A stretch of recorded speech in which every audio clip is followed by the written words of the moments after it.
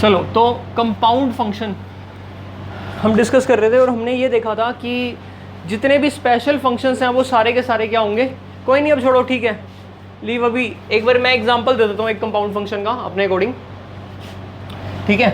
तो जैसे कि मान लो एक फंक्शन लिया हमने, ये एनसीईआरटी वाला ले एग्जांपल, इसी का ग्राफ बनाते हैं।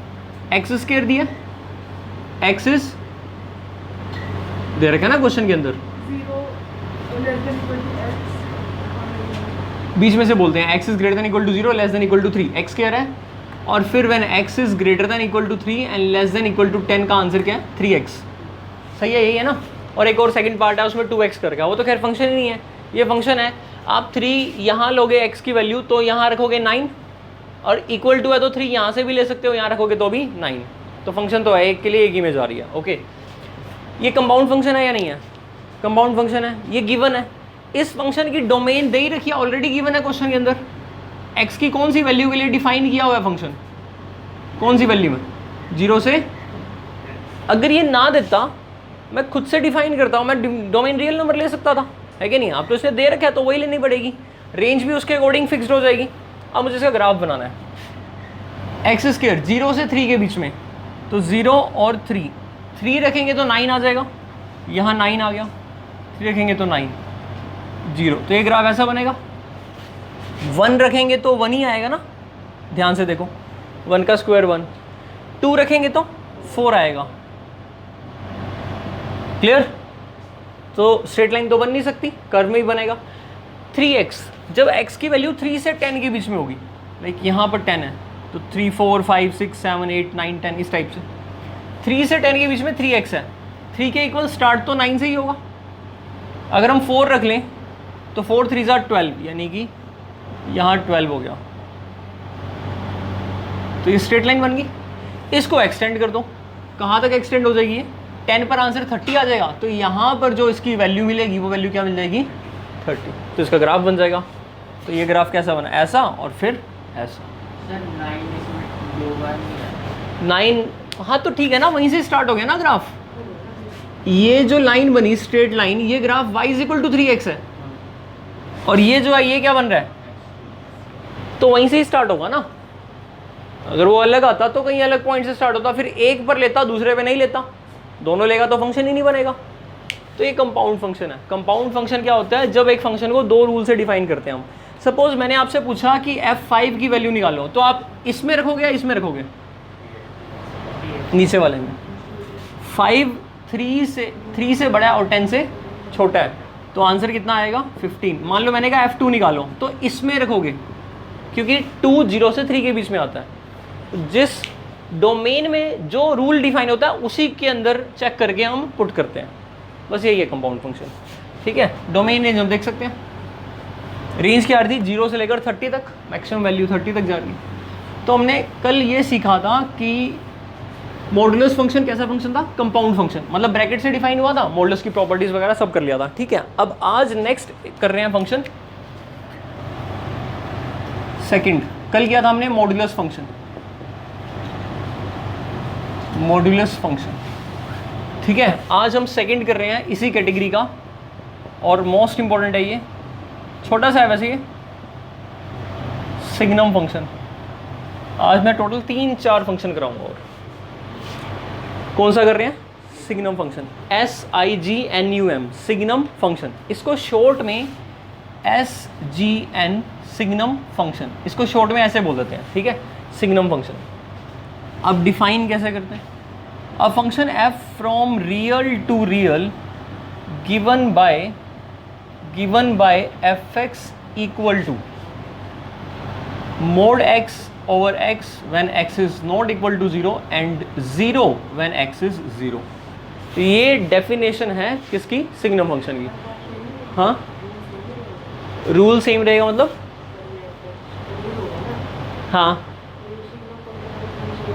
हाँ सिग्नम फंक्शन आया तो रूल सेम ही रहेगा, ये रूल है। ठीक है, इसको ऐसे भी कह सकते हो आप, कई बुक्स में कई ऑथर्स इसको x बाय मोड x कहते हैं, कोई फर्क नहीं पड़ता, दोनों के लिए सेम है, when x is not equal to 0। तो ये रूल है। अब यहाँ पर ये फंक्शन जो है सिग्नम फंक्शन, तो इसको हम fx को हम इसी को हम S G N bracket x से भी दिखा देते हैं, ठीक है। और एफ एक्स को हम कैसे लिख देते हैं, S G N signum of x, तो सिग्नम ऑफ एक्स ये बन गया, ठीक है। अब जैसे सपोज करो सिग्नम ऑफ साइन एक्स पूछ ले, तो क्या आंसर आएगा, इट इज साइन एक्स का mod divide by sine x when sine x is not equal to 0 and when sine x equal to 0, तो आंसर क्या आ जाएगा 0। तो सिग्नम किसी भी चीज़ का निकाल सकते हैं। रिपीट कर रहा हूँ, हम कौन से फंक्शन पढ़ रहे थे, सम स्टैंडर्ड फंक्शन। तो हमारे लिए जो स्टैंडर्ड फंक्शन में वेरिएबल होगा वो इनपुट क्या होगा, एज ए एक्स। अगर इस एक्स की जगह एक्स स्क्वायर आ जाएगा तो एक्स स्क्वायर पे रूल लग जाएगा, ठीक है। कोई दिक्कत यहाँ तक। ये क्या चीज़ है, definition. Mod x divide by x when x is not equal to 0 and when x is 0, answer क्या है 0। ये सिग्नम की डेफिनेशन है। अब सिग्नम की पिक्चर बनाते हैं। अच्छा, यहाँ से मैं बात करूँ तो डोमेन क्या आ रही है इसकी, डोमेन क्या आ रही है, रियल नंबर दे भी रखी है। रेंज अभी देखते हैं क्या आएगी। पहली बात मुझे ये बताओ, जो मैंने ये सिग्नम फंक्शन लिखा है, क्या मैं इसको और इलेबोरेट कर सकता हूँ, मोड एक्स बाय एक्स, तो मोडलेस को खोल सकता हूँ, मतलब मैं इसको और इलेबोरेट एक्सप्लेन कर सकता हूँ, ठीक है। तो जब मैं इसको एक्सप्लेन करूँगा तो मैं कह सकता हूँ एक्स नॉट इक्वल टू 0 है, तो दो केस हो सकते हैं, when x is greater then 0 और लेस देन 0। इक्वल टू तो ले ही रखा है। When x is greater then 0, तो ये बताओ मोड एक्स कल हमने पढ़ा था, when x is greater than equal to 0 क्या होता है, और when x is less than 0 तो क्या होता है, लीनियर इनइक्वालिटी में भी पढ़ा था, है ना। When x is greater then 0, तो ये मोड क्या खुल जाएगा, एक्स बाय एक्स कट के कितना आएगा, एक्स 0 तो है नहीं, तो काट सकते हैं। दूसरा case when x is equal to 0, तो दे ही रखा है क्वेश्चन के अंदर 0। और तीसरा case when x is less than 0, तो मोड एक्स का आंसर क्या आता है, माइनस एक्स, क्योंकि वो नेगेटिव नेगेटिव पॉजिटिव हो जाता है। तो जब आप यहाँ माइनस एक्स रखोगे, बाय में एक्स करोगे, तो क्या आ जाएगा, तो ये सिग्नम खुल गया, ठीक। अब यही हमारा फंक्शन, यही फंक्शन क्या है, एस जी एन, मतलब signum of x. So this function is a signum function for variable x. Clear.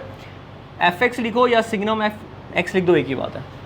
अब रेंज अगर देखो तो जब 0 होगा तो 0 आएगा रेंज में, जब लेस देन 0 होगा तो कांस्टेंट फंक्शन है, पॉलिनोमियल है, कांस्टेंट है, -1, और जब 0 से बड़ा रख रहे हो तो 1, तो रेंज क्या होगा, सिर्फ ये 3 का कलेक्शन।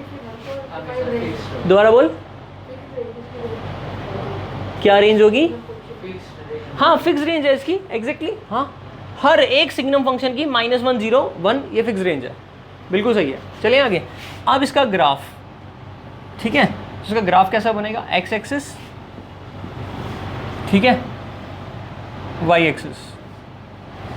जब x ग्रेटर देन 0 है तो आंसर कितना आ रहा है, 1। अब 0 से बड़े नंबर 1, 2, 3 जितने भी नंबर है, इन सब के लिए आंसर कितना आ रहा है, 1। मान लो मैंने कहा f 0.2 निकालो और सिग्नम फंक्शन है, तो आंसर कितना आएगा, 1, क्योंकि 0.2 0 से बड़ा है, और 0 से बड़े पर हर बार आंसर 1 है, से 1.2 क्या आंसर आएगा, किसी भी वैल्यू पर 1। तो समझ में आया, ये पिक्चर बन जाएगी इसकी। ये ग्राफ किसका बना हमारा, एफ एक्स इक्वल टू 1 का, कब, जब x ग्रेटर देन, यहाँ पर एक सर्कल कर दूं, क्योंकि 0 पर तो अलग से डिफाइन है ना, 0 पर 1 थोड़ा है, 0 से बड़े पर 1 है, तो 0 से बड़े पर 1 है, तो 0 पर 1 थोड़ा है, तो सर्कल कर देंगे। 0 पर आंसर कितना आ रहा है, 0, यानी कि 0 पर 0, यानी कि इसको फिल कर दूं, और 0 से छोटे पर -1, और यहाँ पर, क्लियर। तो दो पैरेलल लाइनें हो गई, जैसे ये सड़क यहाँ तक चल रही है, उसके बाद आप इस पर शिफ्ट हो गए ऐसे। तो ये ग्राफ किसका हो गया, डिसकॉन्टिन्यूस है। ये कहाँ पर, 0 पॉइंट पर, 0 पर ये डिसकॉन्टिन्यूस है। इसकी राइट हैंड लिमिट 1 आती है और लेफ्ट हैंड लिमिट -1 आती है, तो 1 पर जंप लेता है ये फंक्शन, ठीक है। बस हमने क्या क्या पढ़ना था, हर एक स्टैंडर्ड फंक्शन में क्या क्या पढ़ना था, फंक्शन की डेफिनेशन। ये डेफिनेशन है, एफ फ्रॉम क्या हुआ, वहाँ पे जो मोड x बाय x है, हाँ अगर x को 0 पुट करेंगे, क्यों पुट करेंगे भाई, मैथ वाले पागल थोड़ना है, उसे तभी तो x नॉट इक्वल टू 0 के लिए डिफाइन कर रखा है। नहीं, वो तभी तो उसको अलग से डिफाइन करा रखा है ना। अब तुम ये क्यों सोच रहे हो कि x की वैल्यू 0 यहाँ पर पुट करी है, नहीं, उसने खुद से अलग से डिफाइन करा रखा है। क्लियर हुई बात। इसके पीछे ऐसा क्यों कर रखा है भाई, मेरे को क्या पता। एक बात बताओ, साइन थीटा को p बाय h क्यों कहते हो, होता तो है ना परपेंडिकुलर बाय हाइपोटेन्यूज, क्यों कहते हैं, तो अपने वाला लॉजिक मत दियो, ठीक है। तो p बाय h क्यों कहते हैं, याद करने के लिए वो कहानी सी बना रखी है ना पंडित बद्री प्रसाद वाली, वो तो एक स्टोरी सी बना रखी है ताकि आप उसको क्रैम कर पाओ। अल्टीमेटली तो आपको इतना तो डिफाइन करके चलना ही पड़ेगा ना, इसके पीछे तो कोई लॉजिक नहीं है, ठीक है, या लॉजिक है तो उसको एक्सप्लोर करने में कोई फ़ायदा नहीं है। तो सिग्नम फंक्शन में जब x 0 होता है तो फंक्शन डिफाइन नहीं करता ना, इसीलिए उसको पर्टिकुलरली अलग से डिफाइन करा रखा है। और अलग से क्या डिफाइन करा रखा है? 0। ये बेसिक डेफिनेशन है, इस पर कोई उंगली नहीं उठा सकता भाई, ये तो बिल्कुल बेसिक डेफिनेशन है। आपको सिग्नम फंक्शन ध्यान रखना पड़ेगा, ये ध्यान रख लो तो अच्छी बात है, ना रख पाओ तो ये कर लो। 0 से बड़े पर 1 होता है, 0 से छोटे पर -1, और 0 पर क्या होता है? 0 होता है। क्लियर? ये आया कहाँ से? ये यहाँ से आया। इसको भी सॉल्व करोगे तभी भी यही चीज़ बनेगी, ठीक है। और सिग्नम ऑफ, सपोज करो आपको सिग्नम ऑफ एक्स स्क्वायर निकालना है, ठीक है, SGN, signum of x square, तो बताओ सिग्नम ऑफ एक्स स्क्वायर। अब एक्स स्क्वायर 0 से बड़ा होगा तो क्या आ जाएगा, और x की वैल्यू 0 पर क्या आंसर आएगा? 0, ठीक है। अब वैसे इसका मीनिंग क्या बनेगा? अगर मैं डेफिनेशन वाइज चलूँ तो एक्स स्क्वायर का मोड डिवाइड बाय में क्या हो जाएगा? एक्स स्क्वायर का मोड का आंसर एक्स स्क्वायर आता है सभी वैल्यूज़ के लिए, चाहे पॉजिटिव हो और चाहे नेगेटिव। तो एक्स स्क्वायर से एक्स स्क्वायर कैंसिल होकर कितना आ गया? तो जब अब एक्स स्क्वायर लेस देन 0 तो पॉसिबल ही नहीं है, एक्स स्क्वायर तो होता ही 0 से बड़ा है ना। मतलब x की वैल्यू पॉजिटिव हो या x की वैल्यू नेगेटिव हो, कुछ भी कह लो, एक्स स्क्वायर तो पॉजिटिव ही आएगा। तो अब इसका आंसर 1 आएगा, यानी कि इस सिग्नम फंक्शन की जो रेंज है वो क्या हो जाएगी? 0 और 1। तुम कह रहे थे ना फिक्स्ड रेंज है, फिक्स्ड रेंज स्टैंडर्ड फंक्शन की है। अगर मैं फंक्शन के वेरिएबल को चेंज कर दूँ एक्स स्क्वायर, तो इसकी रेंज क्या आ जाएगी? 0 से 1, यानी सिग्नम x। अब इसका ग्राफ कैसा बनेगा? इसका ग्राफ ऐसा बनेगा, यही बना। जब x लेस देन 0 था तो एक्स स्क्वायर तो फिर भी पॉजिटिव थे, और पॉजिटिव से तो 1 पर ही आएगा, लेकिन 0 पर क्या होगा? 0, और इस पर क्या आ जाएगा? एक सर्कल, ठीक। तो अभी आपको सिर्फ बेसिक ध्यान रखना है, दैट इज ये वाला। ये हमारा सेकंड हो गया। तो हमें क्या क्या पढ़ना था? डेफिनेशन हो गई, डोमेन हो गई, रेंज हो गई, ग्राफ हो गया, और क्या पढ़ना था? इसकी कोई स्पेशल प्रॉपर्टी नहीं है। प्रॉपर्टी बस यही है कि डोमेन, रेंज और ग्राफ देख लिया, प्रॉपर्टी नहीं है इसकी, ठीक है। तो सिग्नम की स्पेशल कोई प्रॉपर्टी नहीं है। हाँ, सिग्नम में एक्स कोई दूसरा वेरिएबल के लिए निकालना है तो आप देख सकते हो। तो मॉडुलस हो गया, सिग्नम हो गया, कितने फंक्शन हो गए? 2। मॉडुलस बहुत भारी था ना, काफ़ी लेंथी था, सिग्नम उतना ही छोटा है। अब तीसरा करते हैं हम इसी कैटेगरी में, कंपाउंड फंक्शन की कैटेगरी में, थर्ड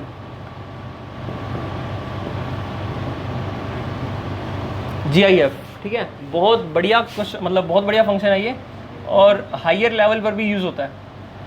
ग्रेटेस्ट इंटीजर फंक्शन, इसका ना एक और नाम भी होता है, ठीक है। दुनिया वाले इसको फ्लोर फंक्शन भी कहते हैं। This is also called floor function. Floor function या ग्रेटेस्ट इंटीजर या फिर GIF, ठीक है। अब ये फंक्शन क्या है? Definition of greatest integer function. A function f from real to real, codomain तो रियल ही रहेगी, सारे रियल वैल्यूड फंक्शन पढ़ रहे हैं, रियल फंक्शन ही पढ़ रहे हैं। डोमेन रियल या उसका सबसेट होगी, मैंने रियल टू रियल लिया। f real to real given by fx equal to, ये सिंबल है ग्रेटेस्ट इंटीजर का, क्लोज ब्रैकेट, और उसके अंदर मैंने क्या लिखा है? x। इस बात का मतलब होता है, दैट इज, इसको कैसे रीड करते हैं? इसको रीड करते हैं ग्रेटेस्ट इंटीजर ऑफ x, यानी क्लोज ब्रैकेट का मतलब क्या होता है? ग्रेटेस्ट इंटीजर, और किसका ग्रेटेस्ट निकाल रहे हैं? x का, जो अंदर वेरिएबल है उसका। क्लियर? अब ये तो सिर्फ रिप्रेजेंटेशन है। मैंने कहा था कि हर एक स्पेशल फंक्शन कंपाउंड फंक्शन है, तो अब इसका रूल क्या है कि ये कंपाउंड से कैसे खुलेगा? ये ऐसे खुलेगा, वेयर, अब थोड़ा ध्यान से समझना, where greatest integer x is equal to, compound का मैंने ब्रैकेट लगा दिया। दो बातें होंगी, ये जो x है, ये x कौन है? रियल नंबर है, मुझे सभी रियल नंबर्स के लिए बताना है। अब या तो रियल नंबर में, या तो रियल नंबर कोई इंटीजर होगा, when x belongs to z। z का मतलब क्या है? इंटीजर्स। अगर x इंटीजर को बिलोंग करता है तो इसका आंसर क्या आ जाएगा? x। और दूसरी बात, जब x किसको बिलोंग नहीं करता? इंटीजर को बिलोंग नहीं करता, तो इसका आंसर क्या आएगा? तो इसका आंसर आ जाएगा, मैंने क्या लिखा है यहाँ पर? k। अब k के बारे में बताना पड़ेगा, बता रहा हूँ। जब x इंटीजर को बिलोंग नहीं करता तो आंसर आएगा k, वेयर k क्या चीज़ है? Where k is greater than where x is greater than k and less than k plus 1 and k belongs to integer. ये इसकी कंप्लीट हो जाती है डेफिनेशन। अब पहले इस बात का हम मतलब समझ लेते हैं। मैंने लिखा है 1.4 और फिर उस पर डब्बे बना दिए। इट मीन्स है ग्रेटेस्ट इंटीजर ऑफ 1.4। इस केस में ये जिसका मैं ग्रेटेस्ट इंटीजर निकाल रहा हूँ, जो मेरा x है, वो कितना है 1.4, और ये 1.4 कौन है, इंटीजर नहीं है। अगर 2 का निकालता तो आंसर क्या आता, पहले वाला रूल लग जाता। अगर x इंटीजर है तो आंसर क्या आ जाएगा, x, यानी 2 का ग्रेटेस्ट इंटीजर क्या आएगा 2, 0 का ग्रेटेस्ट इंटीजर क्या आएगा -1 का ग्रेटेस्ट इंटीजर क्या आएगा। सभी इंटीग्रल वैल्यू के ग्रेटेस्ट इंटीजर वही वैल्यूज आ जाती हैं, प्लस की प्लस माइनस की माइनस, सेम टू सेम। लेकिन जब भी कोई नॉन इंटीग्रल नंबर मिलता है, मतलब इंटीजर को छोड़कर कोई भी रियल नंबर, चाहे वो रैशनल है, इरेशनल है, व्हाटएवर, बस इंटीजर नहीं है, 1.4 इंटीजर नहीं है, उस केस में क्या करोगे। अब x कितना है मेरा 1.4 और 1.4 इंटीजर नहीं है, तो अब देखो जो x है वो k और k प्लस 1 के बीच में जरूर आएगा, है ना। और ये दुनिया का एक फैक्ट है। देखो मैथ के अंदर कोई भी नंबर जो खुद इंटीजर नहीं है वो 2 कॉन्सिक्यूटिव इंटीजर के बीच में हमेशा लाई करता है, ये एक फैक्ट है। लेट्स से 1.4 ये इंटीजर नहीं है, अगर ये इंटीजर नहीं है तो ये 2 इंटीजर के बीच में लाई करता है, 1 और 2, और वो जो 2 इंटीजर के बीच में ये लाई करता है वो कॉन्सिक्यूटिव होंगे। होगा ऐसा कोई भी नंबर आप मुझे बता दो जो इंटीजर नहीं है, मैं उसके लिए 2 नंबर ढूंढ दूंगा जो कॉन्सिक्यूटिव इंटीजर है जिसके बीच में वो लाई करता हो, कि नहीं। ध्रुव कोई भी नंबर बता जो इंटीजर नहीं है। 0.2, 0 और 1 इसके बीच में आता है, क्योंकि कोई भी नंबर जो इंटीजर नहीं है। 7.5 7 से 8 के बीच में आता है। श्रेय कोई भी नंबर जो इंटीजर नहीं है। 3.4 तो 3 और क्लियर, √5 तो 2 और 3 के बीच में आएगा क्या, it is not a number. हाँ पाई 3 से 4 के बीच में आएगा, 3.14 3 से 4 के बीच में, इनफाइनाइट नहीं आ रहा भाई, नॉट अ नंबर ना। एक बात बता मेरे को, रियल नंबर के इंटरवल को -∞ से इन्फिनिटी किसी को कहा था इसको प्लस क्लोज ब्रैकेट करने की, कॉम्प्लेक्स फील्ड में है, ठीक है, कॉम्प्लेक्स फील्ड में हो जाता है, इन्फिनिटी भी इंक्लूड कर लेते हैं, ठीक है। इन्फिनिटी इमेजिनेशन है, अभी आप इन्फिनिटी के बारे में मैंने मना किया था बात करने के लिए, ठीक है। और कोई बताओ, समझ में आ गई बात, क्या कह रहे हैं वैसे पूछ ले। √99 ले तो 9 से 10 के बीच में आएगा, 10 का 100 होता तो 100 से तो कम ही है।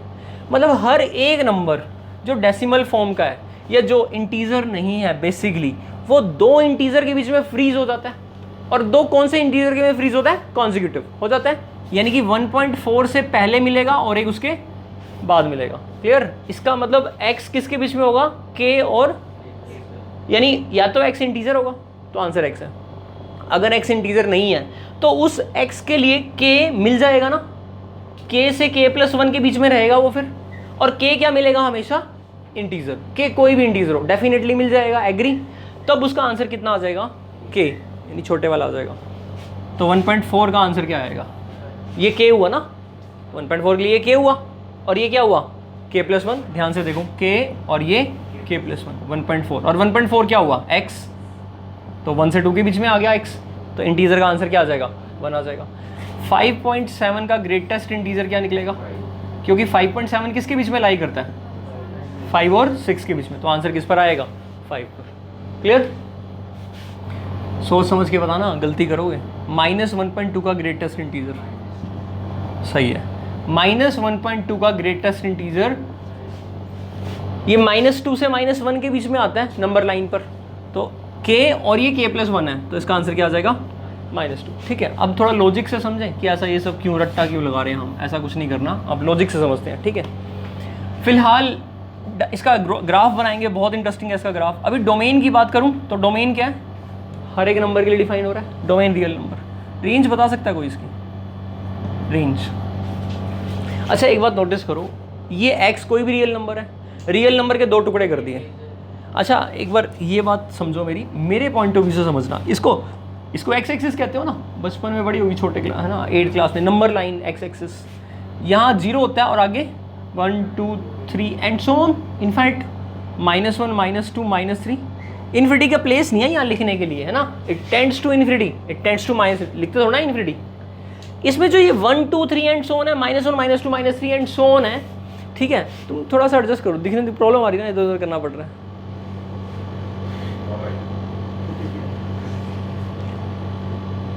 सीट चेंज कर ले मेरे हिसाब से।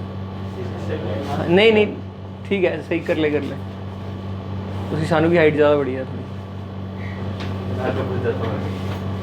अभी ठीक है, अभी ठीक है। तो 1 2 3 और ये -1 -2 -3 एंड सो, है ना। इस पूरे रोड पे ना मुझे दो ही चीज़ें मिलती हैं। एक वो जहाँ पर मैं रुक सकता हूँ, एक वो जो कॉन्टिन्यूस है, जैसे 0 से 1 के बीच में रास्ता, और 1 पर आकर थोड़ी देर रेस्ट कर लो, जहाँ पर रेस्ट कर सकते हैं, मतलब उसको क्या बोल रहा हूँ मैं, माइलस्टोन। 1 2 3 के बाद क्या आएगा माइलस्टोन 4। इंटीजर्स में तो ऑर्डरिंग है ना, 1 से 2 के बीच में पहले कौन आएगा नहीं पता। 1.1 तो 1 और 1.1 के बीच में 1.001 आ जाएगा, फिर उसके पीछे फिर कोई और आ जाएगा। तो 1 से 2 के बीच में नहीं पता मेरे को कि पहले कौन आएगा, लेकिन 1 के बाद या 1 से पहले पता है कौन आएगा इंटीजर्स में, करेक्ट। तो इस नंबर लाइन के मैं दो ही टुकड़े कर रहा हूं, क्या, एक वो जो माइलस्टोन है और एक वो जो माइलस्टोन नहीं है। ये कौन है माइलस्टोन। अगर आप किसी माइलस्टोन पर रुक गए तो उसका ग्रेटेस्ट इंटीजर वही है, और अगर आप किसी माइलस्टोन पर नहीं रुके तो जिस माइलस्टोन को आपने क्रॉस कर लिया था, छोड़ कर आए थे, वही उसका ग्रेटेस्ट इंटीजर है। मान लो आप यहां पर हो 3.4 पर, तो आपने कौन सा माइलस्टोन कवर कर लिया, अब तक कितने माइलस्टोन्स तक कवर कर चुके, 3 तक। तो 3.4 का ग्रेटेस्ट इंटीजर क्या आ गया, है ना। नाम क्या है इसका, वैल्यू सिंबल है। नहीं, ध्यान से समझना, ध्यान से, ठीक है। छोटों में बड़ा नहीं, बड़ा नहीं, सबसे बड़ा, छोटों में सबसे बड़ा। अभी मैंने कुछ हिंदी में लिखा, अभी समझा रहा हूं मैं, देखना। जैसे ये 3.4 है, करेक्ट। अच्छा, जैसे उसका नाम बता रहा है कि 3.4 का ग्रेटेस्ट इंटीजर फंक्शन, जो नॉर्मल लेमैन वाला होगा, यानी एक रेडी वाला पर्सन, मैं उससे पूछ लूं कि बता भाई 3.4 से बड़े इंटीजरों में, बड़े नंबरों में, उसके लिए इंटीजर क्या होगा, नंबर ही कह दो। तो 3.4 से बड़े नंबरों में कौन सा नंबर बड़ा है, मैं उससे पूछूं 3.4 से बड़ा 4 है, हो गया हाँ है। फिर 4 से तो बड़ा 5 भी है, 5 से बड़ा तो 6 भी है, और थर्ड डिग्री यूज हो रही है ग्रेटेस्ट। ग्रेटेस्ट तो फिर इन्फिनिटी तक ही जाएगा, हाँ या नहीं। आपको ये कहे कि 3.4 से ग्रेटेस्ट इंटीजर निकाल दो, उसका हिंदी मीनिंग निकालने लग गए, फिर तो इन्फिनिटी पे आंसर आ जाएगा, फिर तो ये फंक्शन डिफाइन ही नहीं हो सकता। तो अब क्या किया जाए, 3.4 को क्रॉस करने से पहले कितने इंटीजर्स हैं वो देख ले, वो भी इन्फिनिट है। 3.4 से पहले कितने इंटीजर्स हैं, छोटे नहीं, पहले इंटीजर्स कितने हैं। 3.4 से पहले इंटीजर कौन है, 3। उससे पहले, उससे पहले, उससे पहले, ये भी तो इन्फिनिट इंटीजर्स हैं कि नहीं। ये सारे इंटीजर 3.4 से छोटे हैं। इनमें सबसे बड़ा कौन है, 3 से बड़ा कोई है नहीं। 3.4 से बड़े तो बहुत सारे हैं, लेकिन 3.4 को क्रॉस करने से पहले छोटे इंटीजरों में सबसे बड़ा कौन है, इसलिए इसका नाम होता है ग्रेटेस्ट इंटीजर फंक्शन। यानी कि जिस वैल्यू के लिए मैं ग्रेटेस्ट इंटीजर को डिफाइन कर रहा हूं, उस वैल्यू को, अगर वो वैल्यू मुझे इंटीजर मिल रही है तो इटसेल्फ वही होगा ग्रेटेस्ट, और अगर वो इंटीजर नहीं मिल रही तो उससे पहले जितने भी इंटीजर्स आ रहे थे उन सभी में सबसे बड़ा। तो greatest among all the integers which are before that. Before that तो सेंस बनाएगा, बट आफ्टर दैट तो सेंस ही नहीं बनाएगा, क्योंकि वो कितने हो जाएंगे, इनफाइनाइट। अभी समझ में आया। तो ग्रेटेस्ट का नाम क्या है, और इसको ना बीएससी वाले लेवल पर जो बच्चे बीएससी करते हैं तो सुप्रीमम के नाम से इसको पढ़ते हैं। सुप्रीमम, सुप्रीमम और इन्फीमम दो कंसेप्ट होते हैं, वहाँ पर सेम लैंग्वेज और सेम चीज़ आ जाती है एप्सिलॉन डेल्टा डेफिनेशन में, ठीक है। अब इस चीज़ को मैंने और अच्छे से समझाने के लिए एक एग्जांपल खुद से बनाया हुआ, मैं एग्जांपल बताता हूँ, ठीक है। अच्छा, रेंज के बारे में बात करते हूँ, ठीक है। तो एक चीज़ मैं तुमसे पूछता हूँ, देखते हैं किसको अभी तक कितना समझ में आया। एक्स की वैल्यू बता सकते हो मेरे को, find x. Greatest integer of x कितना आंसर आ रहा है, 1.2। हाँ, क्या आंसर आ रहा है, एक्स की वैल्यू क्या आ रही है युक्ति, 1। 1 का ग्रेटेस्ट इंटीजर तो 1 आ जाएगा। कुछ और गैस कर, फिर बता बता क्या आंसर आएगा। 1 का तो 1 ही आ रहा है मेरे को। एक्स वैल्यू चाहिए एक्स की, एक्स का ग्रेटेस्ट 1.2 चाहिए मेरे को। सोचते क्या आंसर आएगा? कुछ आंसर? इसके आंसर आएगा क्या आंसर आता है? 1.5 ले लो ग्रेटेस्ट इंटीजर, 1.6 ले लो तो x, फाइंड x, तो क्या आएगा? x doesn't, it is not possible. इसका मतलब दिस इक्वेशन हैज, कैसे देखो, ग्रेटेस्ट इंटीजर x, अगर x इंटीजर है तो x आ रहा है, मतलब आंसर इंटीजर आ रहा है, और अगर x इंटीजर नहीं है तो आंसर क्या आ रहा है? k आ रहा है। k कौन है? इंटीजर। x इंटीजर नहीं है तो भी तो इंटीजर आंसर आ रहा है, और x इंटीजर है तो भी क्या आंसर आ रहा है? इंटीजर। यानी ग्रेटेस्ट इंटीजर हमेशा क्या देता है? इंटीजर। तभी तो उसका नाम है greatest integer, because it always gives you integer. ठीक है, अब बताना चलो x इक्वल टू से 1, द नंबर ऑफ वैल्यूज, ये तो पॉसिबल है, ठीक है, ये पॉसिबल है। The number of values of x are, भाई रुक तो जा, 1 2 इनफाइनाइट, इनफाइनाइट और फोर्थ नन। तो x की वैल्यूज कितनी होंगी? इनफाइनाइट। ठीक है, इनफाइनाइट वैल्यूज में मुझे 10 वैल्यू लेकर दिखा दो। पहली वैल्यू 1 का इंटीजर निकालो तो 1, एक सॉल्यूशन x इक्वल टू 1 आ गया। 1.1 ले लो तो 1.1 का ग्रेटेस्ट इंटीजर 1 आएगा, 1.2 का ग्रेटेस्ट इंटीजर, 1.25 का ग्रेटेस्ट इंटीजर, 1.2225 का ग्रेटेस्ट इंटीजर, 1.535 ये इसका ग्रेटेस्ट इंटीजर, 1.3 बार का ग्रेटेस्ट इंटीजर। अरे क्यों खेल रहे हो? सबका ही तो 1 आएगा। 1 से 2 के बीच में हर एक नंबर का जो रैशनल इरेशनल 1 से 2 के सबका आंसर क्या आएगा? इनफाइनाइट सॉल्यूशंस हैं इसके। क्लियर? हाँ बिल्कुल सही कह रहा था। इसके सॉल्यूशन x किसको बिलोंग करेगा? 1 0 से 1 गलत बोल रहा था। 1 से 2 के बीच में ये वाला आंसर या ये वाला आंसर, इन दोनों में से कौन सा? फर्स्ट वाला। 2 को इंक्लूड कर लिया फिर तो फंस जाओगे। हाँ 2 पर तो 2 आएगा। अच्छा, इसका मतलब इसका ग्राफ बनाने के लिए मुझे इसको ब्रेक करना पड़ेगा एक एक के इंटरवल में, क्योंकि जब एक की लेंथ होगी तो सभी के आंसर पिछले वाले माइलस्टोन पर आ जाएंगे, और माइलस्टोन 1 यूनिट से आगे बढ़ते हैं। तो 1 से 2 यानी कि अगर x की वैल्यू 1 के इक्वल है और 2 से छोटी है तो ऐसे x के इंटीजर्स का आंसर किस में आ जाएगा?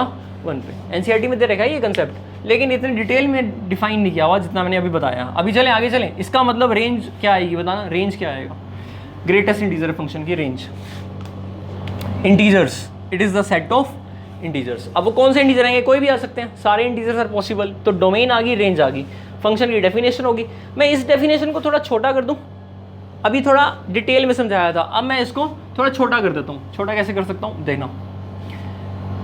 Where this greatest integer x is, क्या लिख दिया मैंने सीधा ही? k पसंद नहीं है तो m लिख लो, कुछ भी लिख दो, बस वो इंटीजर होगा k। वेयर ये जो x है ये ग्रेटर और इक्वल टू है किससे? k से, और किससे छोटा है? k+1 से। और k किसको बिलोंग करता है?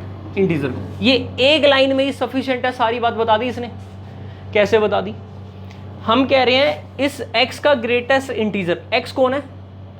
ग्रेटर और इक्वल टू है किसके? k के। और k कौन है? इंटीजर। तो सबसे पहली बात दिमाग में डालो, k इंटीजर है।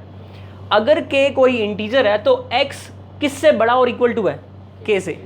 इसका मतलब दो बातें होगी, या तो x k के इक्वल है या फिर k से बड़ा। अगर x k के इक्वल है तो आंसर k, और अगर k से बड़ा और k+1 से छोटा तो भी तो आंसर k ही आएगा। मतलब x की वैल्यू 1 है तो 1 का ग्रेटेस्ट इंटीजर 1, और अगर x की वैल्यू 1.2 है तो 1.2 का ग्रेटेस्ट इंटीजर भी k। कौन है इसमें? और x कौन था? एक बार x मैंने 1 लिया था और एक बार x मैंने, तो एक बार x 1 से बड़ा 2 से छोटा, और दूसरी बार x 1 के इक्वल था। एक बार x यहाँ 1.2 था और एक बार x 1 था। तो दोनों केसेस में 1.2 का ग्रेटेस्ट इंटीजर क्या आया? 1, और 1 का भी ग्रेटेस्ट इंटीजर क्या आ गया? क्लियर? अब इसका एक प्रैक्टिकल रियल लाइफ से इसको जोड़ दें तो ज़्यादा दिमाग में बात समझ में आती है। बिल्कुल प्रैक्टिकल रियल लाइफ से रिलेटेड। ठीक है, ऐसा होता है हम जब कोई शिपमेंट करवाते हैं या जब हम कोई सामान किसी दूसरे स्टेट में भिजवाते हैं तो क्या यूज़ करते हैं? कुरियर, है ना। ट्रांसपोर्टेशन के लिए क्या यूज़ करते हैं? कोई कंपनी में भेज देते हैं और वो कंपनी क्या करती है? हमसे चार्जेस लेती है उस पार्सल के, जो पार्सल हमें भिजवाना है। अब वो जो कंपनी चार्जेस ले रही है उसकी ना एक शीट होती है जिसमें वो बताती है कि इतने डिस्टेंस के इतने रुपए लगेंगे और इतने वेट के हिसाब से इतने रुपए लगेंगे। सही है, हम वेट के हिसाब से बात करते हैं। क्लियर? अब मैंने एग्जांपल लिया, मान लो x किलो वेट है। कितना किलो वेट है? x। अब कंपनी कहती है कि हमारा जो रेट है वो ऐसा है, अगर हम जो पार्सल लेते हैं वो उसकी वेट 1 किलो के इक्वल है या 1 किलो से ज़्यादा है, लेकिन किससे कम है? 2 किलो से कम है। डेस्टिनेशन फिक्स कर लो, कोई भी एक डेस्टिनेशन। तो वो कंपनी कहती है तो हम ऐसा करेंगे 100 रुपये लगेंगे। तो ये क्या हो गया? फंक्शन। मैंने कहा था ना फंक्शन, हर एक चीज़ फंक्शन है। सिखाया था सुबह उठना भी एक फंक्शन ही है ना। तो फंक्शन बना दिया मैंने। ये कौन सा फंक्शन बन गया? प्राइस फंक्शन या कॉस्ट फंक्शन, है ना। तो ये ब्रैकेट फंक्शन हो गया। F x, where F x is the value that is taken by the courier company और ट्रांसपोर्टेशन कंपनी, है ना, फॉर द पार्सल। तो अगर पार्सल, और where x is what? X is weight in KG, x is weight in KG. तो अगर x KG में wait है और x की वैल्यू 1 किलो से बड़ी है, इक्वल टू है, और 2 किलो से कम है, तो प्राइस कितना ले रही है? 100। यानी कि 1.5 किलो का पार्सल होगा तो कितने रुपए लगेंगे? 100। 1 किलो का हुआ तो भी 100।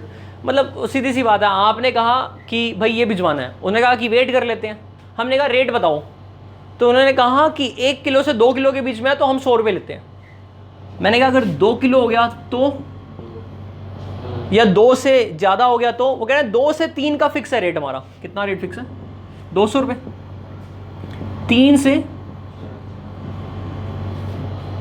कितने रुपये? ठीक, डॉलर में बात कर लेते हैं। तो $1, इसका $2, इसका $3। और वो कह रहे हैं कि अगर मान लो आपका वेट 1 से कम है और 0 से बड़ा है और इक्वल टू है ना। हाँ, तो बस यही पॉइंट पर तो फ्री में भेजते हैं, ठीक है, तो 0 आ जाएगा। बट हमें तो समझना है तो इसके अकॉर्डिंग 0 ही आता है। क्लियर? अब समझ में आ गई बात? तो ये हमारा ग्रेटेस्ट इंटीजर फंक्शन है। क्लियर? तो ये अब इसका ग्राफ देख लेते हैं। अभी यही तुमने बनाया था ना, उसको देखकर जो ग्राफ मैंने दिया था वैसे ही ग्राफ बनने वाला है। अब इसका ग्राफ क्या होगा? फ्लोर फंक्शन है, चढ़ती हुई सीढ़ियाँ। ठीक है, सीढ़ियाँ देखी हैं, जैसे हम स्टेप रखते हैं, यहाँ हमने पैर रखा अपना, फिर पैर उठाकर यहाँ रखते हैं दूसरी सीढ़ी पे। ये क्या होता है? इसके आगे क्या होता है? और यहाँ ये नहीं, मतलब पॉइंट क्या है यार, ये समझना, ये यहाँ पर ख़त्म होगी और दूसरे वाली यहाँ से शुरू होगी। इसके बीच में क्या करते हैं? कुछ लोग तो कवर कर देते हैं और कुछ कवर नहीं करते, तो ये खाली होगा ना। मतलब इसके बाद इसका कोई यूज़ नहीं है, इस वाली का यहाँ पर ख़त्म होगी ये, और दूसरे वाली यहाँ से शुरू होगी। ये जंप आ गया, गैप आ गया, यहाँ डिसकॉन्टिन्यूटी आ गई, कॉन्टिन्यूटी ब्रेक होगी। ठीक है, 12th क्लास में सब आएगा, कॉन्टिन्यूटी डिसकॉन्टिन्यूटी सब कुछ कैलकुलस के अंदर। अभी फिलहाल इसका ग्राफ देखें। 0 पर आंसर क्या है? 0। x की वैल्यू 0 पर 0 आंसर है। x की वैल्यू 1 पर आंसर कितना है? x की वैल्यू 2 पर आंसर कितना है? x की वैल्यू 3 पर आंसर कितना है? x की वैल्यू -1 पर आंसर कितना है? x की वैल्यू -2 पर आंसर कितना है? सबसे पहले तो मैंने सिंपल पॉइंट्स को फिल कर दिया। इंटीजर के लिए इंटीजर आंसर आता है, आगे बनता रहेगा ग्राफ। यहां तक कोई प्रॉब्लम किसी को? अब मुझे बताओ कि जब x की वैल्यू 0 से 1 के बीच में होगी तो आंसर भाई 0.2 का ग्रेटेस्ट इंटीजर। अच्छा कोई बात नहीं, -0.2, -0.2 का ग्रेटेस्ट इंटीजर, माइनस, कोई दिक्कत तो नहीं किसी को? -1 number line. Imagine, just imagine milestone. -0.2 यहाँ पर है, इससे पहला माइलस्टोन क्या रहा होगा? -1 रहा होगा, है ना। दिमाग में बात एकदम फिक्स होनी चाहिए। ठीक है, अब वेट तो नेगेटिव नहीं हो सकता ना, इसलिए उसमें तो वहाँ नहीं जाएगा। अभी फिलहाल ये देखते हैं। तो 0 से 1 के बीच में 0, यानी कि ये बन गया ग्राफ। लेकिन 1 पर आते ही आंसर 1 है, तो 1 पर क्या आ जाएगा? एक सर्कल। इसका मतलब है x की वैल्यू 1 लेते ही 0 नहीं आएगा, 1 पर 1 आएगा। और 1 से जस्ट पहले 0 था। यहां पर गलती से भी आपने ये नहीं लगाया, सर्कल नहीं लगाया, तो फंक्शन भी नहीं बनेगा वो, क्योंकि 2 वैल्यू आ जाएंगी। हाँ, इसका मतलब x की वैल्यू 0 तो इंक्लूड होगा लेकिन 1 इंक्लूड नहीं होगा, तब इसका आंसर ग्रेटेस्ट इंटीजर कितना बन रहा है? 0। यानी ग्रेटेस्ट इंटीजर की एक वैल्यू के लिए x इनफाइनाइट एग्जिस्ट करते हैं, है कि नहीं है? तो कितने कमाल की इक्वेशन है ना, एक इक्वेशन के इनफाइनाइट, 0 से 1 में इनफाइनाइट सॉल्यूशन है, रैशनल रैशनल इनफाइनाइट सॉल्यूशन है। ये ट्रांसेंडेंटल है, यानी अलजेब्रिक नहीं है ये, इसीलिए वो फंडामेंटल थ्योरम डिग्री वाली कुछ नहीं अप्लाई होती, पॉलिनोमियल वाली थ्योरम। अब 1 से 2 के बीच में क्या आंसर आएगा? 1 पर तो 1 है, 2 पर 1 तो होगा नहीं, 2 पर तो 2 आएगा, तो यहां पर एक बबल कर देंगे। किसी को ये दिक्कत है कि मैंने यहां सर्कल क्यों किया? कोई दिक्कत है तो मैं समझा देता हूं। 1.9999 जितने भी 9 ले लो, अभी भी आंसर क्या रहेगा? कितना पास होगा? 2 के बहुत पास होगा। हम 2 को हाथ नहीं लगाएंगे, पर किसी को लगाने भी नहीं देंगे, नहीं समझ में? कोई लगा रहा होगा तो हम उसका हाथ काट के उसके आगे अपना हाथ रख लेंगे, है कि नहीं है? 2 मेरा है, पर मेरा ना होकर भी मेरा ही है, ध्यान समझना। 2 को मैं हाथ नहीं लगा सकता क्योंकि 2 पर तो 2 आता है, लेकिन 2 के जस्ट पहले का नंबर दुनिया में किसने डिफाइन नहीं किया? 1 से बड़ा रियल नंबर और 2 से पहले। अब ऑर्डर है क्या यहाँ पर? इस पर ऑर्डर नहीं है, है ना? माइलस्टोन में 1 2 3 एक ऑर्डर है, अच्छा लगता है मैथमेटिक्स, लेकिन 1 से 2 के बीच में ना इतना कूड़ा कचरा भरा हुआ है, rational irrational, you can't imagine. 1 से 1.1 ये इरेशनल हो जाएगा और 1 है, इसके बीच में इनफाइनाइट रैशनल इरेशनल है, सबसे क्लोजेस्ट नंबर ही नहीं है। इस बात को फील करो और डीप में चला जाता है। चलो फिलहाल तो यहाँ तक ठीक है। यहाँ पर मैंने इसलिए लगाया कि 2 पर आंसर मेरे को नहीं मिलेगा, 1 नहीं मिलेगा, और उससे जस्ट पहले मुझे 1 मिलता रहेगा। तो बस ये बताने के लिए कि 2 पर 1 नहीं है। सीढ़ी खत्म होगी ना, अब नई वाली सीढ़ी शुरू होगी, यानी कि 2 पर क्या है? 2 यहाँ से, और 3 पर फिर से, ठीक है? ये थोड़ा सा स्केल समझ गए? ये क्या है? चढ़ती हुई सीढ़ियाँ।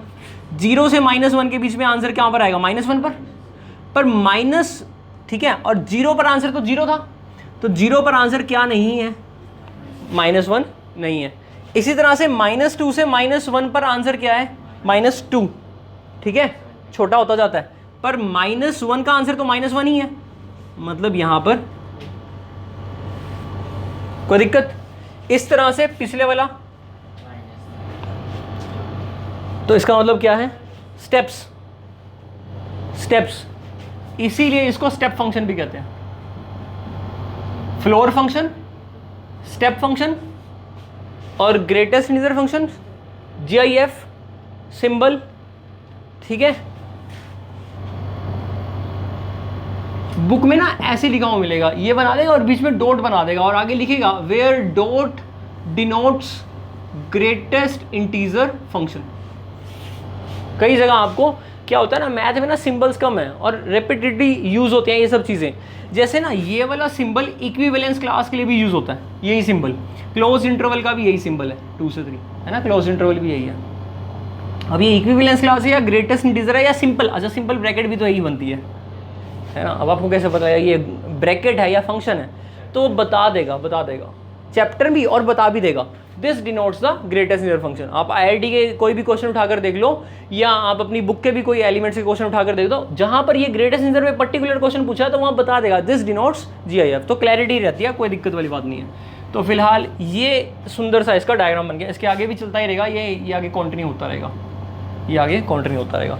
तो ये जो स्टेप्स बने, ये कौन सा स्टेप फंक्शन है हमारा? ये है greatest integer function, floor function, ठीक है? तो ये ग्राफ बन गया। कुछ पूछना है इसके बारे में, ठीक है? तो आपको क्या क्या पता होना चाहिए? ग्राफ। अच्छा, ग्राफ में कहीं पर भी आप पॉइंट देखो, इसकी रेंज की बात करो, ग्राफ से देखो रेंज की बात करो। 0 से -1 के बीच में कोई भी देखो खाली है, 1 से 2 के बीच में, ये इससे और इससे 0 से 1 के बीच में ग्राफ खाली है ना, 1 पर वैल्यू आ रही है। फिर 1 से 2 के बीच में ग्राफ कोई भी वैल्यू नहीं ले रहा, खाली है, लेकिन 1 पर वैल्यू लेता है और 2 पर वैल्यू, मतलब 1 की वैल्यू आ रही है और 2 की, फिर 3 की आ रही है। तो इसका जो ग्राफ, इसका जो रेंज है वो क्या है? 0 1 2 3 और -1 -2, यानी कि सेट ऑफ इंटीजर्स। तो ये इसका रेंज है। तो डोमेन रेंज, ग्राफ, डेफिनेशन, और एक एग्जांपल मैंने वो वेट वाला समझाया था वो वाला। और ग्रेटेस्ट इंटीजर भूलना नहीं है, क्या कह सकते हैं हम इसको, छोटों में सबसे बड़ा, छोटों में सबसे बड़ा ग्रेटेस्ट इंटीजर। क्लियर? हाँ, इसकी प्रॉपर्टीज है, ठीक है, ये बहुत दुखी करता है, ये फंक्शन की प्रॉपर्टीज हैं। अब प्रॉपर्टीज में भी दिमाग बहुत ज़्यादा लगता है। अभी ये वैसे ही जो है ना, क्या कह रहे हो, इसकी प्रॉपर्टीज हैं और बहुत सुंदर सुंदर इसकी प्रॉपर्टीज हैं। फर्स्ट, ये सच है, ग्रेटेस्ट इंटीजर हमेशा किसको बिलोंग करता है, इंटीजर को। क्लियर? मतलब अगर ग्रेटेस्ट इंटीजर की वैल्यू किसी ने कह दिया 1.2 और आप सोचने लग गए कि आंसर ही क्या आएगा, तो वही does not exist, not possible. ठीक है। दूसरी बात, greatest integer function of -x, इसका आंसर क्या आएगा?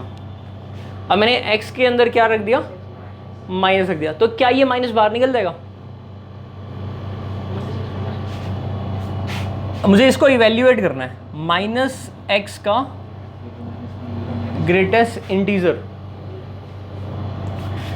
अब तो देखो, इसको हम समझने के लिए एग्जाम्पल के थ्रू भी देखते हैं और दोनों चीज़ें देखेंगे। फिलहाल एक बार ये देखो, ठीक है, मैंने 2 एग्जाम्पल लिए, इसका आंसर क्या आएगा? इसका मतलब अगर x इंटीजर हुआ, यानी ये x इंटीजर हुआ, तो इसका आंसर क्या आ जाएगा? -x, है ना। जैसे -2 लिया तो -2 ही आ गया, -x का आंसर वही -x ही आ गया। लेकिन अगर x इंटीजर नहीं है, अगर x इंटीजर मतलब x इंटीजर नहीं है, अब x को ना यहाँ पर 1/2 और माइनस तो लगा ही हुआ है, अब इसका आंसर कितना आएगा? कोई दिक्कत तो नहीं ना। उससे पहले हमेशा ना एक बड़ी सिंपल सी बात है, जैसे 4.5 का ग्रेटेस्ट इंटीजर देखना है आपने, 4 मतलब ना उससे कम वैल्यू ही देखनी है, छोटों में बड़ा, तो देखना तो छोटा ही है। अब 4.5 से पहले इंटीजर कौन सा आता है? 4। 5.9 विद नेगेटिव, ग्रेटेस्ट इंटीजर बोलो, -6। 5.9 -5.9 से पहले कौन आता है? 6 आएगा, -6। ठीक, अच्छा, तो अब इसका आंसर क्या आएगा? -2। तो क्या मैं इसको ऐसे कह सकता हूं, x कौन था? 1.2। 1.2 का ग्रेटेस्ट इंटीजर कितना निकलता है? 1 माइनस और माइनस, तो -2। सेट हुआ ना फॉर्मूला?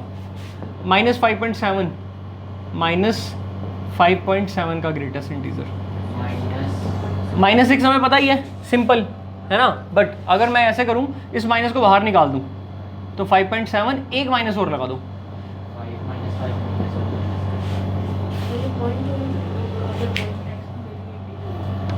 इंटीजर है तो वही आ गया, डिफाइन कर लिया अलग अलग, है ना। प्रूफ भी होगा ना, एक बात देख, प्रूफ भी होना चाहिए। प्रूफ होना चाहिए या नहीं होना चाहिए? होना चाहिए ना। ये तो मैंने एक वेरिफिकेशन सी बताई है, प्रूफ भी करेंगे। प्रूफ थोड़ा मुश्किल होता है ना, इसलिए वेरिफिकेशन आसान सी बता दिया मैंने। प्रूफ समझने में थोड़ी दिक्कत आएगी तुम्हें। x does not belong to integer में आंसर क्या आएगा? -x माइनस, इसका मतलब किसी को -3.4 का ग्रेटेस्ट इंटीजर निकालने में कभी तकलीफ आए तो एक काम करना, माइनस बाहर निकाल लेना, लेकिन -1 फॉर्मूला है ये, तो क्या आंसर आएगा? अब तो इसके अंदर तो दिक्कत है ही नहीं, है ना। प्रूव करके देखते हैं कि ये चीज़ क्या मतलब, सीधा ही -3.4 का -1 मतलब -4, हाँ कोई दिक्कत नहीं है। प्रॉब्लम तब आती है ना जब मान लो आपको इस चीज़ को इस चीज़ में एक्सप्रेस करना हो। मैथ नंबर्स और अल्फ़ाबेट्स दोनों पे चलता है। 1 + 1 आगे, 1 + 1 = 2 नहीं, 1 + 1 = 0 का प्रूफ। 1 + 1 = 2 तो होता ही है। आगे देखते हैं, देखो -x ये चीज़ है और -2.5 है, इसका आंसर कितना आएगा?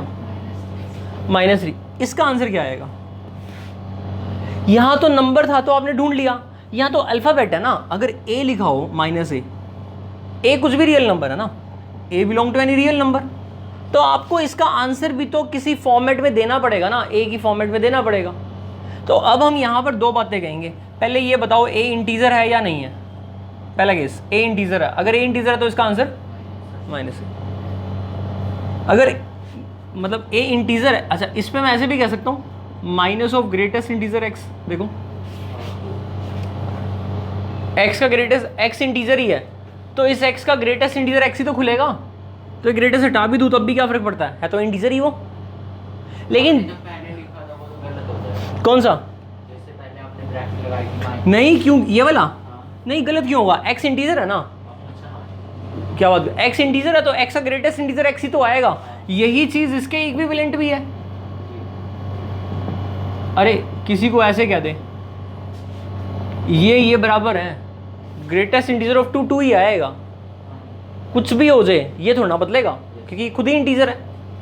लेकिन अगर ये इंटीजर नहीं है तो हमें नहीं पता एक्स कौन है, तो हम कहेंगे जो एक्स का ग्रेटेस्ट इंटीजर उसके साथ माइनस लगाकर फिर क्या लगा देंगे -1। अब इसको प्रूफ करके दिखा रहा हूँ। यानी कि जब ए, इसे तो कंप्लीट हो गया ए इंटीजर, जब ए इंटीजर नहीं होगा तो जो भी ए होगा उसका इंटीजर निकाल लेना, साथ में लगा देना माइनस, लेकिन और क्या लगेगा एक्स्ट्रा माइनस। अब ऐसा क्यों है देख लेते हैं ध्यान से। इस बार हमें किसका निकालना है इंटीजर? -x का, और हम केस ले रहे हैं 2, यानी कि x किसको बिलोंग नहीं कर रहा? x इंटीजर को बिलोंग नहीं कर रहा। अगर x इंटीजर को बिलोंग नहीं कर रहा तो डेफिनेटली x दो इंटीजर के बीच में आएगा, और k किसको बिलोंग करेगा?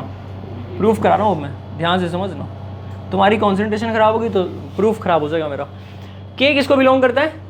इंटीजर को, और x k से k+1 के बीच में। जब x इंटीजर नहीं है तो x दो इंटीजर कॉन्जिक्यूटिव इंटीजर के बीच में आएगा, और कॉन्जिक्यूटिव इंटीजर कौन से हैं? k और k+1। अब ये बताओ x का ग्रेटेस्ट इंटीजर तो k हो गया इस केस में फिर, पर मुझे तो -x का निकालना है। जब मैं माइनस से मल्टीप्लाई कर दूंगा तो क्या तुम्हें ये वाली बात समझ में आ गई? नहीं, एक बार ऐसे देख लेते हैं, थोड़ा ये कॉम्प्लिकेटेड सा है, कोई बात नहीं। असल में ना पहली बार करे तो इसलिए ऐसा लगता है। एक काम करो, x<2 पट रखा है ऐसा, x<2, अगर मैं माइनस कर दूं मल्टीप्लाई तो ये चेंज हो जाएगा साइन, -x ग्रेटर देन -2, और x ग्रेटर देन 1, और माइनस से मल्टीप्लाई कर दूं तो -x लेस देन। अब इस वाले को कंबाइन कर लूं अगर, तो -x किससे लेस है और किससे बड़ा है, और शुरुआत में इन दोनों को कंबाइन करूं तो x किससे बड़ा है? 1 से, और किससे छोटा था? तो -x -2 से 1 के बीच में आ गया। एक और तरीका भी होता है समझने का, ये 1 है ये 2 है, x की वैल्यू 1 से 2 के बीच में है, तो आप इसकी वैल्यूज के साथ जो भी वैल्यू है 1 से 2 के बीच में लेने के बाद आगे क्या लगा देते हो उसके आगे एक, तो वैल्यू पता है कहां जाएंगी? आपने x की वैल्यू 1 से 2 के बीच में कोई भी नंबर पिक कर लिया, पिक किया, उसके आगे क्या लगा दिया? घर पता है कौन सा बन जाएगा? यही नहीं आएगा। क्या बोलोगे, x -2 से -1 के बीच में या -1 से -2 के बीच में? इंक्रीजिंग ऑर्डर में बोलते हैं ना, तो इनइक्वालिटी रिवर्स हो जाती है। वैसे मैंने 2 स्टेप यहाँ इकट्ठे कर दिए थे, और आगे भी आपके साथ ये चीज़ें होंगी, काम आएगा 11 12 दोनों क्लासेस में। एक बार मैं पूरे डिटेल में समझा देता हूँ। जब हम यहाँ पर माइनस से मल्टीप्लाई करते हैं ना, तो ये इनइक्वालिटी का रूल होता है कि इसके जो साइन होते हैं वो क्या हो जाते हैं? रिवर्स। तो मैंने ये वाला स्टेप भी, घटिया सा स्टेप भी करके दिखा दिया। ऐसे हम डायरेक्टली कर लेते हैं, जैसे मैं पहले कर रहा था डायरेक्टली। जब हम माइनस से मल्टीप्लाई करते हैं तो इनइक्वालिटी का साइन क्या हो गया? रिवर्स। अब इसको सही से करके लिख दो। सही से करने के लिखने का मतलब है -x किससे बड़ा है? इस वाली वैल्यू से बड़ा है। समझने से ज्यादा देखना इंपॉर्टेंट है, समझने से ज्यादा बोर्ड को देखना इंपॉर्टेंट है। -x की तरफ ये वाला साइन खुला हुआ है, अभी भी खुला हुआ है। उसके जहां बंद था उसके बाद ये वाला लिखा हुआ था, जहां बंद था उसके बाद ये लिखा हुआ है। यानी इसमें और इसमें क्या फर्क है? कुछ भी नहीं। सिमिलरली -x के साथ ये बंद है तो ये बंद होगी इसकी चोंच, ये खुला हुआ है, ये खुला हुआ है, माइनस के। इसमें और इसमें क्या फर्क है? कुछ भी नहीं, सीमित है। क्लियर? तो -x इसके बीच में आ गया। बताना -x का ग्रेटेस्ट इंटीजर क्या आएगा? -x इससे इसके बीच में है तो ये वाला आएगा। माइनस के प्लस वन को ऐसे लिख सकता हूँ, के किसके इक्वल था, इसके, तो माइनस, और ये हो गया हमारा हेंस प्रूफ। ठीक हो गया, प्रूफ नहीं आता पेपर में ठीक है, लेकिन हाँ अपने तसल्ली के लिए। अब x का ग्रेटेस्ट इंटीजर माइनस एक्स का, अब क्या करा, x और ग्रेटेस्ट इंटीजर x को ऐड कर लिया, ग्रेटेस्ट इंटीजर ऑफ x और ग्रेटेस्ट इंटीजर ऑफ इन दोनों को प्लस कर लिया। ठीक है, एक सीखा तो इससे फिर दो नई चीज़ें और बन गई। प्लस करेंगे तो फिर आंसर क्या आएगा, दो केस होंगे, जब x इंटीजर होगा तो इसका आंसर क्या आने वाला है, क्योंकि ग्रेटेस्ट माइनस एक्स के ग्रेटेस्ट इंटीजर का आंसर क्या था, माइनस एक्स का ग्रेटेस्ट इंटीजर था माइनस ऑफ, अगर एक्स इंटीजर है तो कौन सा, पहले वाला, ये वाला, इसका ग्रेटेस्ट इंटीजर, अगर एक्स इंटीजर है तो answer minus greatest integer x आ जाएगा। ये समझ नहीं आई ये वाली बात। -5 का ग्रेटेस्ट इंटीजर क्या निकलेगा, ये इंटीग्रल वैल्यू है ना, इंटीजर है तो इसका आंसर कितना आएगा, ये बात समझ में आ गई। ये 5 कौन था, उसके आगे क्या लगा था, ठीक, माइनस बाहर निकल गया, और ये x जो भी था 5 था ना, उसी x का क्या कर दिया, ग्रेटेस्ट इंटीजर। देखो 5 का ग्रेटेस्ट इंटीजर 5 ही होता है, और माइनस बाहर आ गया। जब आपका x इंटीजर वैल्यू होगी ना, तो माइनस ऑफ x का जो ग्रेटेस्ट इंटीजर आएगा वो माइनस x ही आएगा, या ऐसा कह लो माइनस x का ग्रेटेस्ट इंटीजर आएगा। अरे माइनस को थोड़ी देर के लिए छोड़ दो, x कौन है, इंटीजर, इंटीजर का ग्रेटेस्ट इंटीजर वही होता है। 7 का ग्रेटेस्ट इंटीजर क्या होगा, और -7 का क्या होगा, कुछ भी हो इंटीजर हो तो सेम आंसर आएगा। अगर माइनस ऑफ 7 है, अब जैसे यहाँ माइनस ऑफ x है तो आंसर क्या आएगा, -x। और अगर मैं पूछूं x इंटीजर है तो x का ग्रेटेस्ट इंटीजर क्या आएगा, तो मैं इस x को ग्रेटेस्ट इंटीजर के सिंबल से हटा सकता हूँ ना, रिप्लेस कर सकता हूँ, तो ये और ये इक्वल आ गए। कहने का मतलब ये है कि माइनस बाहर आ जाता है, अगर x इंटीजर होता है तो माइनस बाहर आ जाता है माइनस ग्रेटेस्ट इंटीजर के सिंबल से, तो ये माइनस बाहर आ जाएगा। जैसे ही बाहर आएगा इसको उस साइड ले जाओ तो प्लस इज इक्वल टू क्या आ गया, कैंसिल आउट हो गए, 0 हो गया, इज इक्वल टू क्या था, हाँ कोई बात नहीं, ये वाली बात क्लियर। इस माइनस को यहां पर ले आए तो इस साइड क्या आ गया, ठीक, कैंसिल नहीं करना, ले अब कैंसिल हो गया, माइनस बाहर निकाल दिया। वैसे भी 0 तो आ ही रहा था, चाहे कैंसिल करके दिखाऊं या ना करके दिखाऊं। तो एक पार्ट हो गया। दूसरा पार्ट, जब x इंटीजर, अब इस केस में इसकी वैल्यू ये थी तो पहले वाला सेम लिखा मैंने, ग्रेटेस्ट इंटीजर, आगे लगा दिया प्लस, -x का ग्रेटेस्ट इंटीजर की वैल्यू ये थी, पुट करेंगे वैल्यू, तो वैल्यू पुट करेंगे माइनस ग्रेटेस्ट इंटीजर माइनस, ये दोनों क्या हो जाएंगे, तो इसका आंसर क्या आएगा। इसका मतलब अगर आपसे कोई पूछे 7.1 का ग्रेटेस्ट इंटीजर प्लस -7.1 का ग्रेटेस्ट इंटीजर, निकाल कर देखें 7.1 का क्या निकलेगा और क्या निकलेगा। और कोई पूछ ले 5 का ग्रेटेस्ट इंटीजर प्लस -5 का ग्रेटेस्ट इंटीजर, 0, खत्म, क्योंकि ये कौन है, इंटीजर, इसका आंसर -5 ही आना है। तीसरी प्रॉपर्टी, फोर्थ, अब x का ग्रेटेस्ट इंटीजर माइनस, और किसका, x का, माइनस कर रहा हूँ किसको, -x को, ठीक है। फिर से कौन सा फंक्शन बन जाएगा, कंपाउंड में बन जाएगा,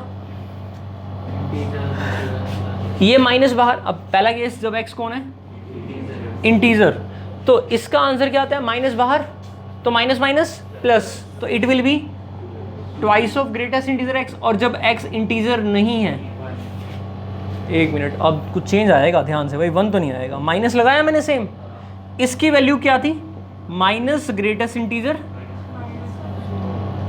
ये माइनस माइनस, तो 2 times of greatest integer x plus 1, ठीक, ये माइनस माइनस प्लस 1 हो गए ना, चेक करके देख लें। 5 -5 का ग्रेटेस्ट इंटीजर 10 आ रहा है क्या, इस -5 का ग्रेटेस्ट इंटीजर विल बी -5, एक माइनस और, फर्स्ट प्रॉपर्टी होगी। सेकेंड वाली देख लें, 5.1 minus -5.1, 2 times of greatest integer of x plus 1, तो 2 टाइम्स ऑफ 5.1 का ग्रेटेस्ट इंटीजर और प्लस का 1, तो 2 5 जा प्लस 1, तो कितना बन गया 11। चेक करके देखें, 5 माइनस 6 क्या बना 11। तो डिफरेंस ऑफ 2 ग्रेटेस्ट इंटीजर, ठीक है। Fifth property, greatest integer of x plus greatest integer of 1/n, इसमें x प्लस 0 है, ये x प्लस 0 है, ये कितना है n नेचुरल नंबर है, n इज नेचुरल नंबर।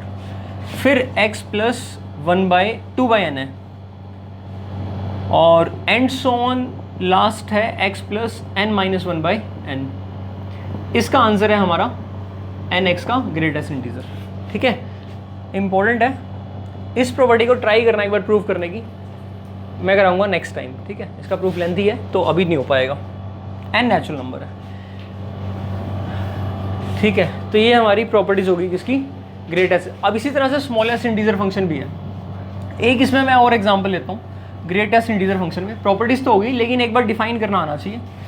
जैसे सपोज करो मैंने क्वेश्चन दिया, डिफाइन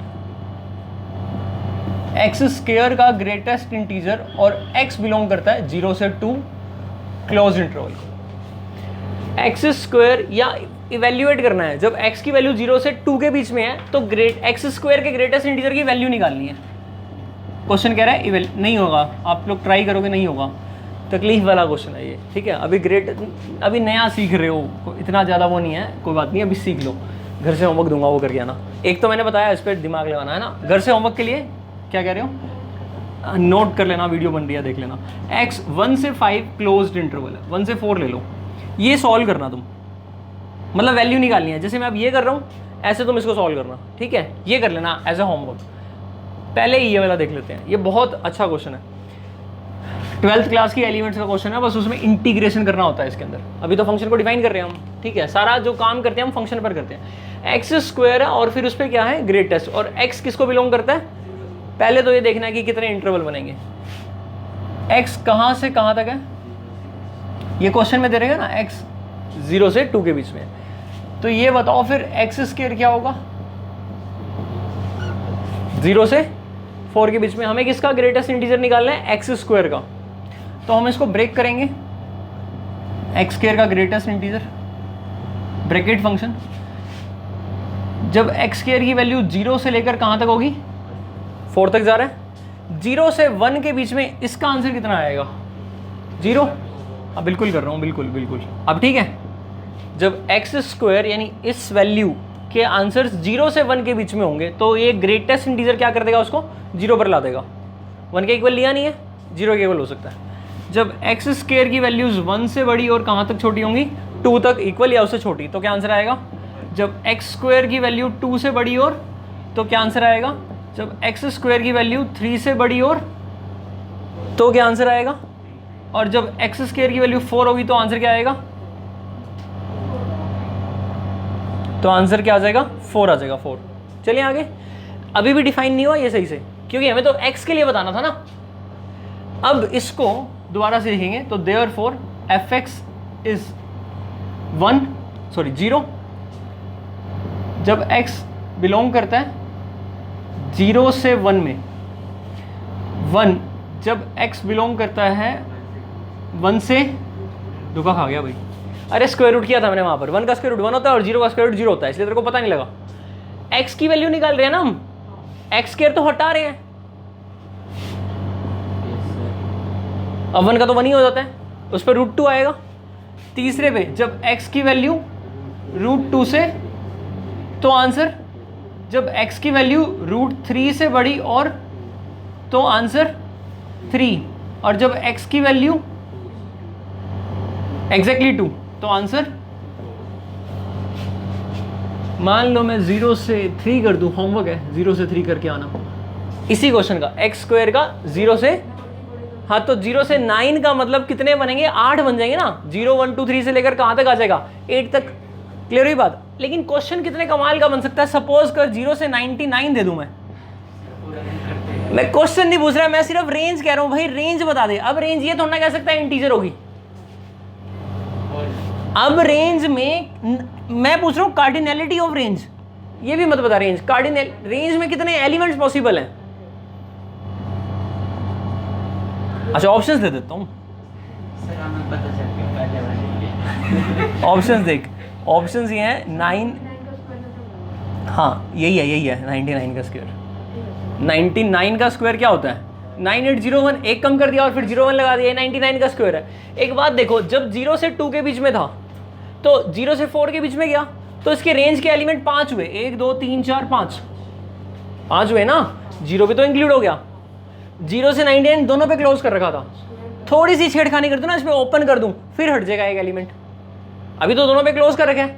इसका मतलब इसकी रेंज में क्या आ सकता है? 0 1 2 से लेकर कहां तक? 9 8, जैसे 2 का स्क्वायर 4 था तो लास्ट वैल्यू, तो 0 से 9801 तक।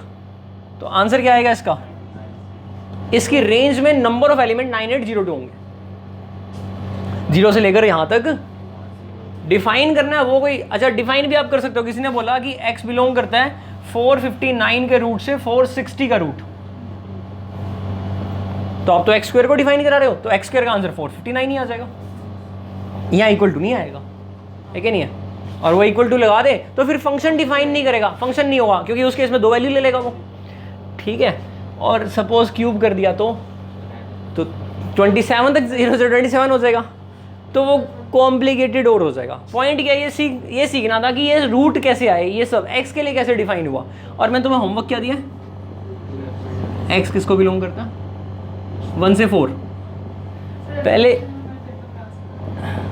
हम पेपर के लिए नहीं पढ़ते हैं, बाय द वे हम कभी भी पेपर के लिए नहीं पढ़ते हैं, ठीक है? तो मैं ही नहीं करके दिखा रहा भाई, तुमने करना है। 2x - 1 की रेंज लेकर आना, और वो रेंज में फिर पता लगेगा कि इसको ब्रेक कैसे करना है। हमेशा ग्रेटेस्ट इंटीजर को इंटरवल 1 की लेंथ में ब्रेक करते हैं, ये बात समझ में आ गई? मतलब हमेशा इसको माइलस्टोन्स पे ब्रेक करते हैं, मतलब इसको इंटीग्रल वैल्यूज पर ब्रेक करते हैं।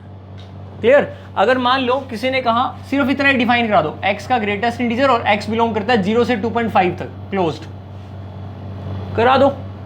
0 से 1 में 0, 1 से 2 में 2, और 1 से 2 में 1, और 2 से 2.5 में 2, 3 इंटरवल बन जाएंगे।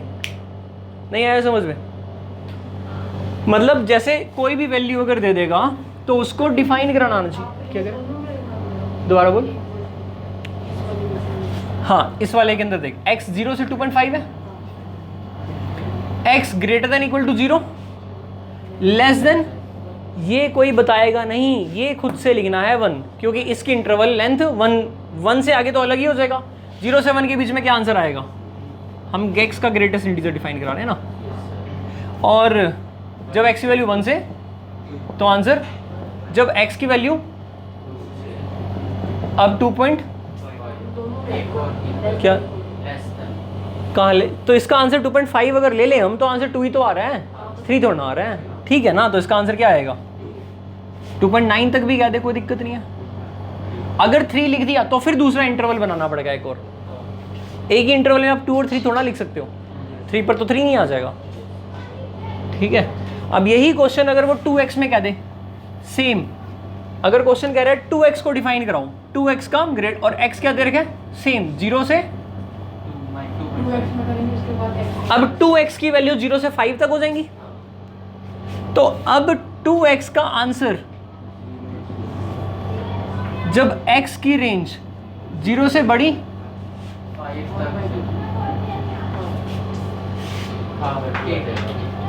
पहले इसके 2.5 टुकड़े 3 कर रहे थे टुकड़े, अब 6 करने पड़ेंगे, डबल नहीं हो जाएंगे। ये चीज कैसे पता लगी मेरे को? x 0 से लेकर, हाँ डिवाइड करके आई, सही बात कह रहे हो। x 0 से 2.5 था, 2x क्या होगा? 0 से 5 होगा। अब मैं ये देखूंगा कि 2x 0 से 1 के बीच में है अगर, तो इसका आंसर क्या आएगा? 0।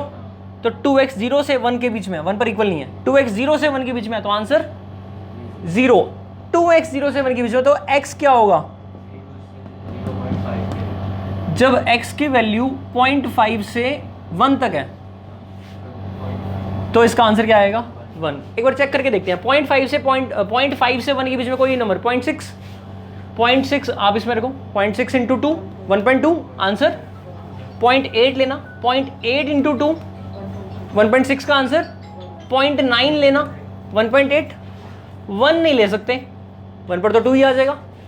इसी तरह से जब x की वैल्यू 1 से बड़ी और 1.5 से छोटी तो आंसर, जब x की वैल्यू 1.5 से बड़ी और तो आंसर, जब x की वैल्यू 2 से बड़ी और जब x की वैल्यू 2.5 से बड़ी, 2.5 के इक्वल तो आंसर 6 बन गया ना, 1 2 3 4 5 6, 0 से लेकर 5 तक। क्लियर हुआ? ये मैंने 2x, अब 2x माइनस 1 वाला तो हो ही जाएगा, माइनस कर देंगे, तो 2x स्क्वायर माइनस 1 वाला करना जब x बिलोंग करता है 7 से 9 को क्लोज्ड में। ये एक होमवर्क, ठीक है, कल करेंगे स्मॉल क्या, हाँ तो बस